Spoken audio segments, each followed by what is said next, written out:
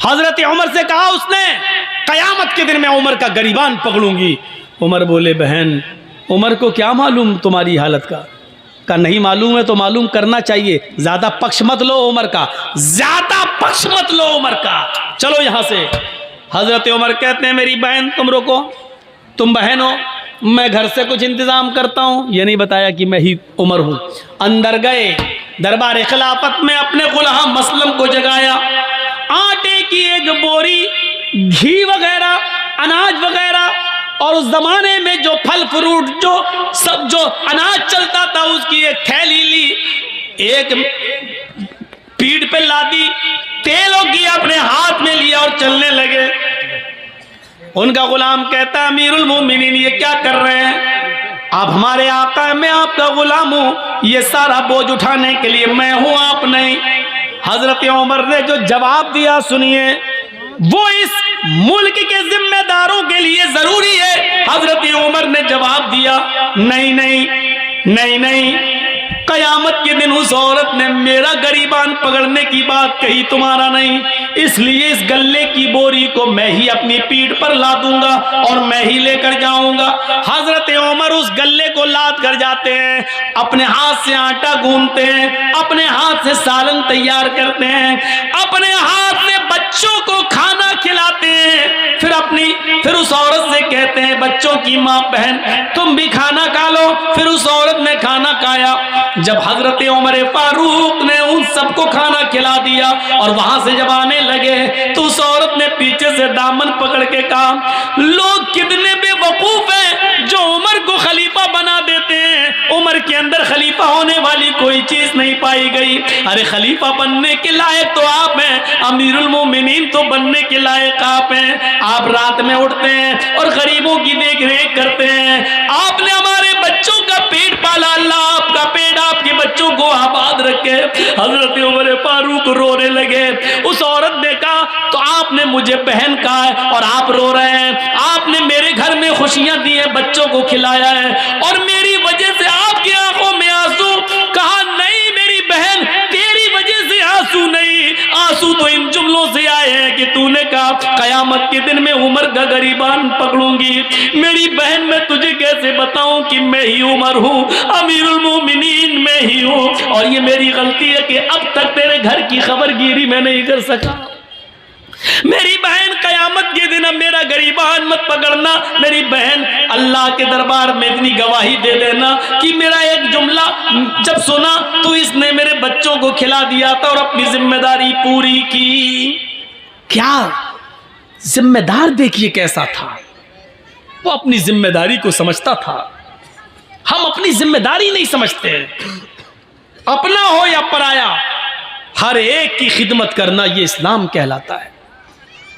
यही इस्लाम का दर्स है, यही इस्लाम है, इसी इंसानियत का नाम इस्लाम है। हम भूल जाते हैं, हम फरामोश कर देते हैं। 4 साल हो जाते हैं हजरत उमर फारूक को। 10 साल तो खिलाफत की है, 10 साल में 4 साल ऐसे गुजरे कि रात के अंधेरे में रोजाना एक घर में जाते। एक सहाबी है हजरत तुफैल दौसी, कबीले दौस से उनका ताल्लुक। उनको शक होता है कि उमर ये रात को रोजाना कहां जाते हैं। पूछ पूछ के थक गए, लेकिन हजरत उमर ने नहीं बताया कि मैं रात को कहां जाता हूं। एक दिन तुफैल दौसी को तजस्सुस सूझ गया, देखें कहां जाता है उमर। रात की तारीकी में, रात के अंधेरे में जासूसी करने लगे। हजरत उमर आगे आगे जा रहे हैं, तुफैल दौसी पीछे पीछे पेड़ से छुप छुप के कि उमर मुझे देख न लें। हजरत उमर दाएं बाएं देख रहे हैं, लेकिन इनको पीछे का कोई आदमी दिखाई नहीं दे रहा है। चल दिए 4-5 मील दूर एक बियाबान आबादी में, आज बियाबान जगह आ जाते हैं। 5-6 झोपड़ियों के अलावा वहां कुछ नहीं है। एक झोपड़ी में चिराग जल रहा था। हजरत उमर फारूक ने दाएं बाएं देखा कि मुझे कोई नहीं देख रहा, उस झोपड़ी के अंदर घुस जाते हैं। तुफैल दौसी को शक हो गया कि उमर इतनी रात में इस झोपड़ी में क्या करने गया। इंसान की फितरत है, रात के अंधेरे में आप भी अगर दाएं बाएं देखें और कोई ना आपको देख रहा हो, चुपके से आप किसी घर में घुस जाएं, वो भी रात के अंधेरे में, तो मेरे दिल में तो तरह तरह के ख्यालात उठेंगे ही कि आप क्यों गए, इतनी रात में क्यों जा रहे हैं। तो फैल दौसी कहते हैं कि मैं उमर के निकलने का इंतजार करने लगा कि इतनी रात में उमर इस घर में क्या करता है और रोजाना आता है क्या करता है। काफी देर के बाद उस झोंपड़ी से जब हजरत उमर निकले और सीधे चले गए तो फैल दौसी ने कहा जा रहे हैं जाने दो, मैं झोंपड़ी में जाके देखूं कि इसमें क्या है। हजरत तुफैल जब उस झोंपड़ी में घुसते हैं तो क्या देखते हैं कि कोने में चिराग जल रहा है। उस चिराग के पास खजूर के पत्तों की बनी हुई एक चटाई बिछी हुई है। उस चटाई के ऊपर कोई लेटा हुआ है। करीब गए तो पता चलता है कि एक औरत है, और करीब जाते हैं तो पता चलता है कि वो बूढ़ी औरत है, और करीब गए तो क्या देखते हैं कि वो तो आंखों से अंधी है, दांत उसके मुंह में नहीं है और हाथों से कोड़ी और पैरों से लंगड़ी है। हजरत तुफैल उसके पास बैठ जाते हैं और कहते हैं माँ। उसने कहा जी क्या मैं तुमसे कुछ पूछना चाहूं तुम बताओगी। उसने कहा बोलो बेटा। कहा ये आदमी जो तुम्हारे पास आया है और अभी अभी यहां से गया है, ये कौन है, क्या तुम इसको जानती हो, क्या तुमने कभी इसको देखा है। कहा नहीं, मैं आंखों से अंधी हूं, मैं क्यों मैं कैसे देख सकती हूं। कहा मां मुझे जल्दी बताओ कि ये आदमी यहां आता है तो कम से कम तुम्हें बताया तो होगा कि मैं कौन हूं। कहा नहीं मेरे बेटे, ये आदमी यहाँ 4 साल से बराबर कंटिन्यू आता है, चाहे कितनी बारिश हो, चाहे कितनी आंधी हो, चाहे कितना तूफान हो, चाहे कुछ भी हो, लेकिन ये यहाँ जरूर आता है। लेकिन 4 साल से आज तक इसने मुझे अपना नाम नहीं बताया। यहाँ तो 100 रुपए मदरसे में चंदा देते हैं तो नाम के साथ देते हैं कि फला साहब ने दिया है। ऐलान करो मौलाना साहब, 1000 रुपए चंदा देते हैं तो उसमें भी हमें शोहरत चाहिए, फला ने दिया। और यहाँ बैठे रहते हैं कंपटीशन में, मेरा दुश्मन कितना दे रहा है, अगर उसने 1 दिया तो उसको दिखाने के लिए हम 1200 देंगे, हम 1500 देंगे। ये कंपटीशन है हमारे यहाँ। सब नेकी बेकार। ये सिस्टम ही पहली बात तो हमें गलत लगता है कि लाइए मौलाना साहब ये 100 रुपये लीजिए, मेरे अब्बू के लिए दुआ कर दी, अल्लाह उनको जन्नत दे। अरे आप मदरसे को चंदा दीजिए, आप दिल में नियत कर लीजिए कि मैं अपने बाप की तरफ से दे रहा हूं, आपको सवाब मिलेगा। मौलाना साहब से नाम ले लेकर क्यों दुआ करवा रहे हो। जर्जी साहब को अपने बाप को सवाब पहुंचाना है, जर्जी साहब 1000 रुपया देंगे, दिल में नियत है मैं अपने बाप की तरफ से दे रहा हूं, बाप को सवाब मिलेगा। 20 साल हो गई तकरीरें करते करते, यही बताते बताते, लेकिन नहीं बदली जा रही ये बात, नहीं वही धुर्रा चला आ रहा है, उसी पे हम चल रहे हैं। 4 साल हो गई, आज तक इसने मुझे अपना नाम नहीं बताया कि कौन है। अच्छा बस ये कह देता है मैं तुम्हारा बेटा हूं, मैं तुम्हारा बेटा हूं। मैंने भी पूछना छोड़ दिया बेटा, जब नाम ही नहीं बताता तो क्या करूं। तो करता क्या है यहां, करता क्या है ये पूछ रहे हो। हाँ बेटे, इस आदमी के बहुत एहसान है मेरे ऊपर। कहा माँ बताओ ना क्या करता है। कहा मैं हाथों से कोड़ी हूँ, पैरों से लंगड़ी हूँ, आंखों से अंधी हूँ, मुंह में मेरे दांत नहीं है, मैं चल फिर नहीं पाती हूँ, इसी चटाई से एक पलटी खाती हूँ, करवट बदल कर मैं नीचे आ जाती हूँ और इसी जगह पर मैं लेटे लेटे लेटरीन कर लेती हूँ, यही लेटे लेटे मैं लेटरीन कर लेती हूँ और फिर पलट कर मैं इसी जगह चटाई पर आ जाती हूँ। ये जो आदमी, जो लड़का है, ये जो आता है यहाँ, ये सबसे पहले चिराग जलाने के बाद सबसे पहले मेरी लेटरीन साफ करता है, मेरे घर को धोता है, जहां जहां मेरा पेशाब और पायखाना पड़ा होता है सबसे पहले ये उसको साफ करता है। अमीरुल मोमिनीन 22 लाख मुरब्बा मील पर हुकूमत करने वाली शख्सियत। मोदी जी सिर्फ हिंदुस्तान के हैं। हजरत उमर ने इतनी बड़ी हुकूमत, इतने बड़े रकबे पर हुकूमत की थी। उस वक्त इराक, ईरान, मिस्र, शाम, फिलिस्तीन, आज़रबाईजान, उर्दुन, चाइना, मराकश, सीरिया, ये सारे मुल्क उसमें शामिल थे। और इन तमाम मुल्कों का अकेला एक हाकिम था जिसका नाम था उमर। इतनी बड़ी खिलाफत का मालिक, और सूरत हाल एक नाबीना, पैरों से लंगड़ी, हाथों से कोड़ी, दांतों से बिल्कुल खाली और आंखों से अंधी एक बूढ़ी औरत के घर से उसकी लेटरीन और पेशाब और पायखाना साफ करता है। उसके बाद मेरे कपड़े चेंज करता है, मुंह हाथ धुलने की जरूरत होती है, मुझे मुंह हाथ धुला देता है, नहलाने की जरूरत होती है तो मुझे गुस्ल देता है, कपड़े चेंज कराता है।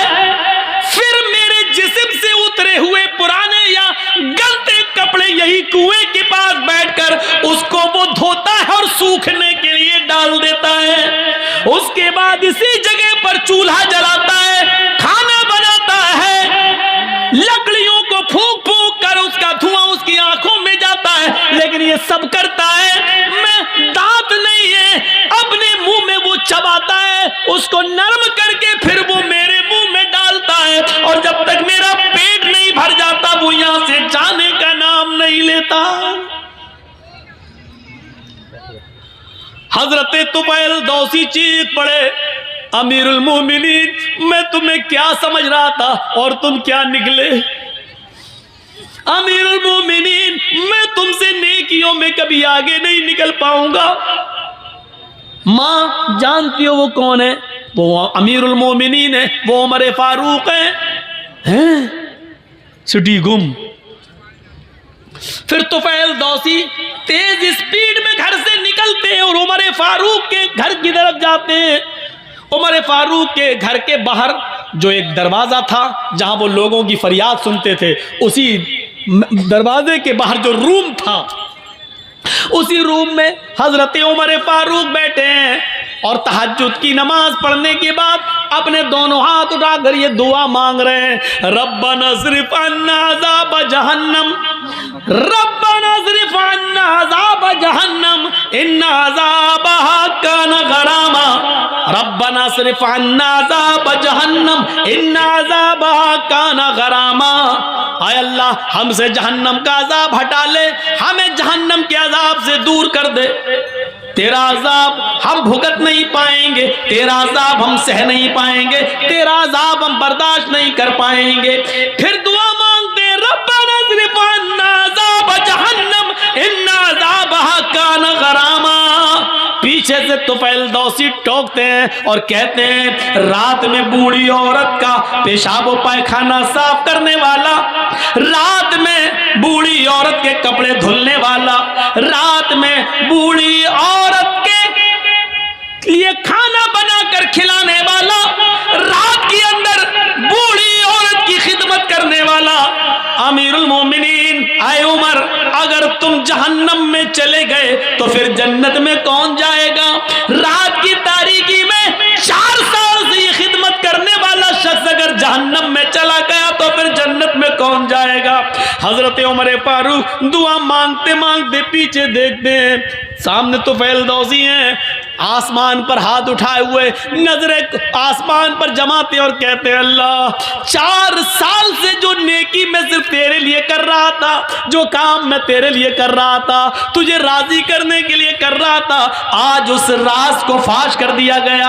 आज मेरी बात दूसरे को मालूम हो गई, आज ये नेकी पता चल गई। ओए अल्लाह, मैंने इसको नहीं बताया, इसने पीछा कर करके खुद पता कर लिया। अल्लाह, मेरे इस नेक अमल को रिया नमूद में न लिख लेना, तकब्बुर में न लिख लेना, घमंड के अंदर मेरे इस नेकी को मत लिख लेना। मैंने नहीं दिखाया, मैंने नहीं बताया। ये कौन सी इंसानियत थी?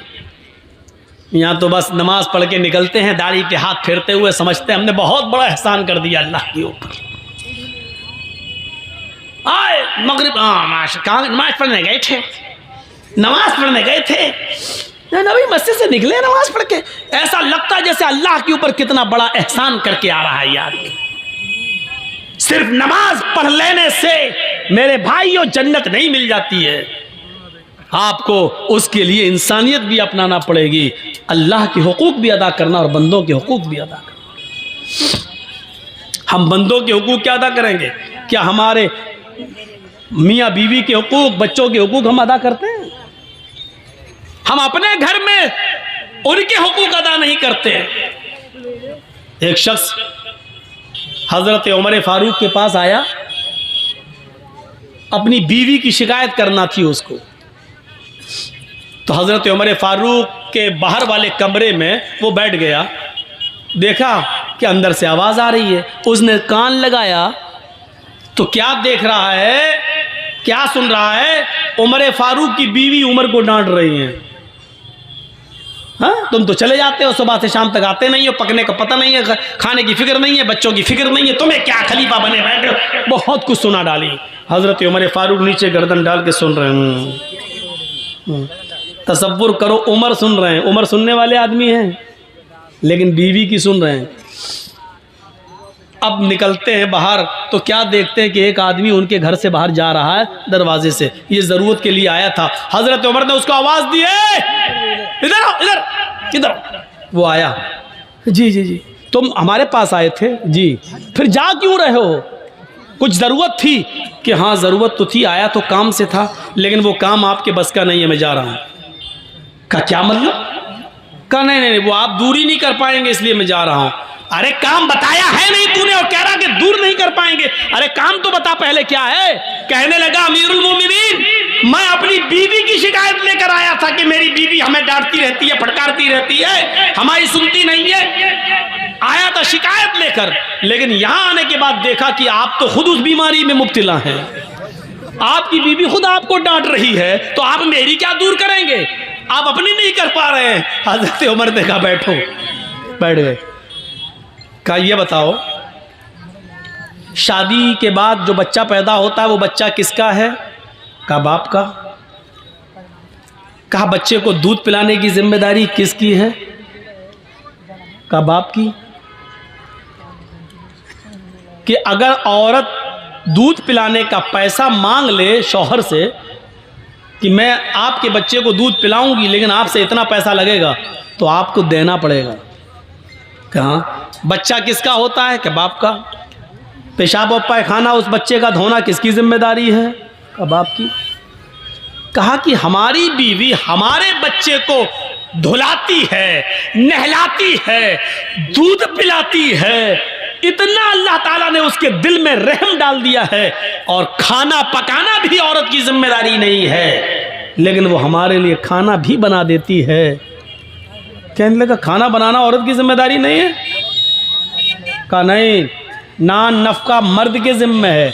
आपका निकाह हुआ होगा तो काजी साहब ने निकाह पढ़ाया होगा तो उसमें कहा होगा फलां फलां लड़की के साथ फलां फलां की बेटी के साथ इतने इतने रुपए मेहर या ये मेहर के इवज अलावा नान नफका आपका निकाह किया जा रहा है। क्या आपने कबूल किया?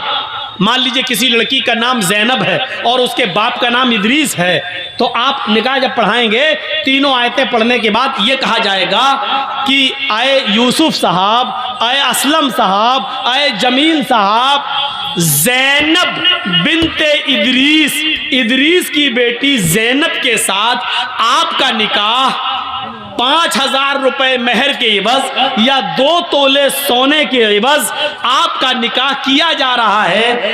अलावा नान या 5,000 रुपए मेहर के इवज सिक्का राइजुल वक्त अलावा नान नफका आपके निकाह में दिया जा रहा है। क्या आपने कबूल किया? उसके जवाब में आप कहेंगे हाँ मैंने कबूल किया। तो अलावा नान नफका यानी इतने रुपए मेहर तो देना ही है, नान नफ़का भी आपके नान मानी रोटी, नफ़का मानी खर्चा, यानी दवा, बीमारी, इलाज, बच्चों के खर्चे, ये सब औरत की, मर्द की जिम्मेदारी है कि वो औरत को दे। तो वो पकी हुई रोटी भी मांग सकती है। एक मर्तबा एक पंचायत में हमें जाने का मौका मिला था, लेकिन वो अब बेचारा लड़का जो था वो किसी आलिमा से शादी कर लिया था, मौलवन थी वो, पढ़ी लिखी। अब दोनों में बिगड़ गई। हम लोगों ने बहरहाल किसी तरह मामला निपटाया और बनाया उन दोनों का। तो मैंने कहा सुनो, ये काम तुम करोगे, और लड़की से कहा देखो आज के बाद शिकायत न सुने, रोटी खाना बना लेना, तैयार करना, तुम्हारा शौहर दुकान से आएगा, उसको खाना खिलाना, ये तुम्हारी जिम्मेदारी। कहती है मौलाना साहब आपको किसने मौलाना बनाया है? हमने कहा क्यों, क्या हुआ? कहा कि रोटी बनाने की जिम्मेदारी हमारी नहीं है। कौन सी हदीस में लिखा बताओ तो? लड़का कहता देखी देखी देखी। हमने कहा और कर ले मौलवन से शादी कर, अब जब तूने की है तो भुगत। फिर मैंने 4 लोगों के साथ मिलकर समझाया कि देखो समाज के अंदर भी कुछ बातें ऐसी होती हैं जो लेके चलना पड़ता है। अब तुम्हारा शौहर जब इतना कर रहा है तो खाना तुम भी, तब उसको प्यार से समझाया। तब कहती हाँ ऐसे समझाओगे तो बना दूंगी, लेकिन अगर ये कहो कि खाना बनाना तुम्हारी जिम्मेदारी, मेरी नहीं है। अब आप लोग सोच रहे होंगे मौलाना यहाँ बयान कर दिया, कहीं ऐसा ना हो कि घर में कल हमारी औरतें हमसे खाना बनवाएं। इतना जालिम नहीं होंगी इंशाअल्लाह, इतना जालिम नहीं होंगी, जुल्म नहीं करेंगी। तो हज़रत उमर ने उसको समझाया कि वो खाना बना देती हैं, कपड़ा धो देती हैं, बच्चे को नहला देती हैं, उसका पेशाब और पायखाना साफ कर देती हैं। कहता हाँ ये तो है, हाँ ये तो है, हाँ ये तो है। तो कहा फिर थोड़ी सी 2-4 बातें सुन ले, उसमें क्या बिगड़ रहा तेरा? चुप, खामोश हो जा। देख मैं कितनी बड़ी हुकूमत का मालिक मैं सुन रहा हूँ अपनी बीवी की, तू भी सुन ले। उसको समझा दिया। हर मामले में अकड़ ही ठीक नहीं होती है, क्योंकि अल्लाह के रसूल सल्लल्लाहु अलैहि वसल्लम ने फरमाया फ़इन्नल मराता खुलिकत मिन ज़िलइन, औरत आदम अलैहिस्सलाम की बाएं पिसली से पैदा हुई है, और पिसली का ऊपर वाला हिस्सा जो है वो टेढ़ा होता है। आप देख लीजिए, ये पिसलियां है ना, ये पिसली, ये सबसे ऊपर वाली पिसली से पैदा हुई औरत, बाएं तरफ जो उल्टी तरफ। और आप देखेंगे पिसली जब आप निकालोगे जिस्म से तो ऐसे निकलेगी, ऐसे टेढ़ी होगी। अल्लाह के नबी ने फरमाया फ़इन ज़हबता तुक़ीमुहु कसरतहु, अगर तुम उसको सीधा करोगे ऐसे तो यहां तक तो सही होगी, बस ज्यादा करोगे टूट जाएगी, सीधी नहीं हो सकती। खुद अल्लाह के नबी कहते पिसली टेढ़ी है, फ़इन ज़हबता तुक़ीमुहु कसरता, अगर तुम उसको सीधा करने गए तो टूट जाएगी। वइन तरकहु लम यज़ल अवज, और अगर छोड़ दिया तो टेढ़ी रहेगी। क्या करोगे? अगर नहीं उसको सीधा किया, छोड़ दिया तो टेढ़ी रहेगी, और सीधा करोगे तो टूट जाएगी। यानी औरत टेढ़ी है, सीधा करोगे तो तलाक हो जाएगी, इसलिए टेढ़ा ही रहने दो। ये औरत की फितरत बताई अल्लाह के रसूल ने। तो टेढ़ापन थोड़ा सा बर्दाश्त करो, क्योंकि सीधा करने के चक्कर में रहोगे औरत को तो औरत टूटना गवारा कर लेगी, लेकिन सीधा नहीं होगी। अब इससे ज़्यादा खुलकर अल्लाह के नबी और क्या बताएंगे? समझदार के लिए इशारा काफ़ी है। मतलब यह है कि औरत को पिसली की तरह है, उसको उसी हाल में रहने दो जिस हाल में वो है। थोड़ी बहुत बातें उसकी सुन लो, क्योंकि शैतान तो चाहता ही है कि घर बिगड़वाएं। अपनी औलाद के हुकूक अदा कीजिए। बहुत शिकायतें, मौलाना मेरा बेटा मेरा कहना नहीं मानता, मौलाना मेरा बेटा मेरा कहना नहीं मानता, मौलाना औलाद बड़ी नाफरमान है। क्यों नाफरमान है? हजरत उमर फारूक के पास एक बाप अपने बेटे की शिकायत लेकर आया, कहता अमीरुल मोमिनीन मेरा बेटा ये करता वो करता, मेरी बात नहीं मानता। हजरत उमर ने बेटे को बुलाया और डांटा उसको पकड़ के। जब खूब डांट चुके तो उसने कहा अमीरुल मोमिनीन, डांट लिया, दिल की भड़ास निकल गई, कहाँ अब मैं कुछ पूछूं? कहा जी बोलो, क्या कहना है? कहा आपने बेटे का, बाप का तो हक बता दिया, बेटे को ये चाहिए, ये करना, ये करना, ये करना, मैं सब करने के लिए तैयार हूं, लेकिन बेटे का भी कुछ हक है बाप के ऊपर। तो हजरत उमर ने कहा हाँ है। कहा क्या? बताइए। कहा कि जब वो पैदा हो तो उसका अच्छा नाम रखे। दूसरा हक, जब 7 दिन का हो तो उसका अकीका करे। तीसरा हक, जब वो बालिग हो जाए तो दीनदार शरीफ घर की किसी लड़की से उसकी शादी करा दे। ये 3 हक बाप के ऊपर है बेटे के ताल्लुक से।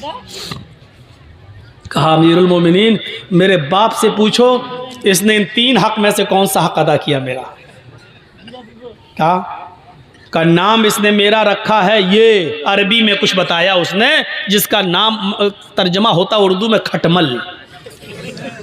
मैं पैदा हुआ तो इसने मेरा नाम रखा खटमल है, और 7 दिन का हुआ तो इसने अकीका नहीं किया, और जब मैं बालिग हुआ तो मेरी शादी ऐसी लड़की से करा दी है जो बीवी नहीं डायन है।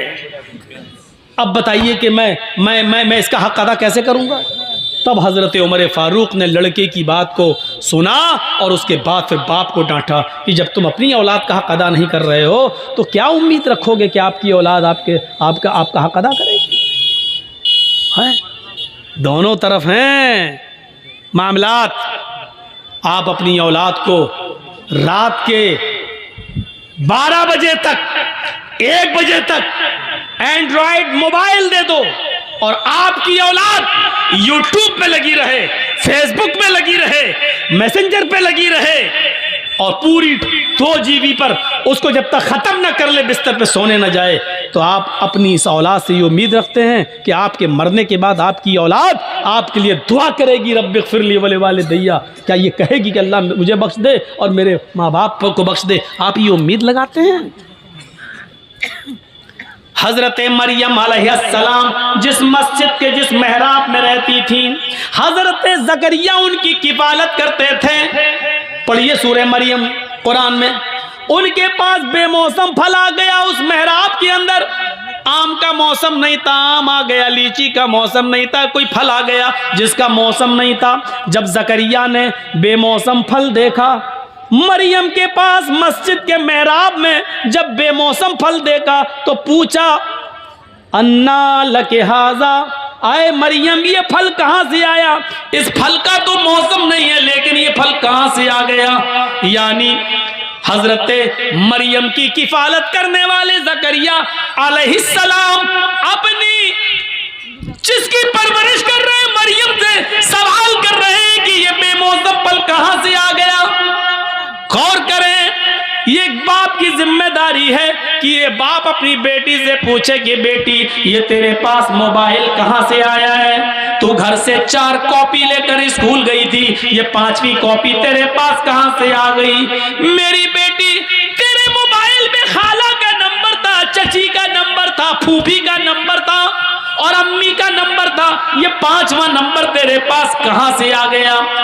मेरी बेटी तेरे मोबाइल में 10 रुपए का बैलेंस था, तुझे अपने माँ बाप को मिस बैल मारने के लिए 10 रुपए दिए थे ताकि कोई जरूरत पड़े तो मिस बैल मारना, हम तुझे कॉल कर लेंगे। ये तेरे मोबाइल में व्हाट्सएप चलाने के लिए नेट पैक कैसे आ गया? ये 1 GB 1.5 GB तुझे जो नेट पैक मिल रहा है ये कहाँ से आ गया? ये जिम्मेदारी किसकी है? हजरत ज़करिया मरियम से पूछ रहे हैं। कौन मरियम? कौन मरियम जिनके पेट से ईसा पैदा हुए? कौन मरियम जिनको बगैर शौहर के अल्लाह ने बेटा अता किया? कौन मरियम जिनकी पाक दामनी का ऐलान अल्लाह ताला ने किया है, जिनको पाक और साफ सुथरा होने का ऐलान अल्लाह ने किया है कि मरियम को किसी मर्द ने छुआ नहीं, लेकिन हमने फिर भी उनको एक बेटा दिया है। गौर करो, जिनकी पाक दामनी का ऐलान अल्लाह कर रहा है, हजरत ज़करिया उस पाक दामन लड़की से भी पूछ रहे हैं ये तेरे पास फल कहाँ से आ गया है? मेरी बेटी बता, मेरी सरपरस्ती में पलने वाली बता, मेरी किफालत में पलने वाली बता, ये बताना होगा ये बेमौसम फल तेरे पास कहाँ से आया? मैंने दिया नहीं, तेरा कोई भाई है नहीं, फिर तेरे पास ये फल कहाँ से आ गया? अल्लाह की नेक बंदी थी, अल्लाह वाली थी, इसलिए जवाब देती है क़ालत हुआ मिन इंदिल्लाह। ज़करिया मेरे बारे में गलत मत सोचो, आपने पाला है, आपके खून में आपकी परवरिश को मैं जलील नहीं होने दूंगी, आपका नाम कभी खराब नहीं होने दूंगी। किसी लड़के ने मुझे ये फल नहीं दिया है, किसी मेरा कोई बॉयफ्रेंड नहीं है। क़ालत हुआ मिन इंदिल्लाह, ये फल तो अल्लाह की तरफ से आया है। फरिश्ता दे गया है, ये दुनिया का नहीं जन्नत का फल है, ये मेरी इबादतों के बदले में अल्लाह रब्बुल आलमीन ने जन्नत से भेजा है, इसमें किसी लड़के का कोई दखल नहीं है। जब मरियम से क्लास ली जा सकती है तो हम अपने बेटे और बेटियों की क्लास क्यों नहीं ले सकते? हम अपनी बच्चियों से क्यों नहीं पूछ सकते? हम उनसे सवाल जवाब क्यों नहीं कर सकते? हम उनसे क्यों नहीं पूछ सकते कि बेटी ये रात में 12 बजे तक क्यों जागती हो, मोबाइल क्यों चलाती हो, मोबाइल पर क्यों रहती हो? ये एक बाप की जिम्मेदारी है कि वो अपनी बेटी से पूछे, अपनी बच्ची से पूछे। चलिए लगभग खत्म ही था।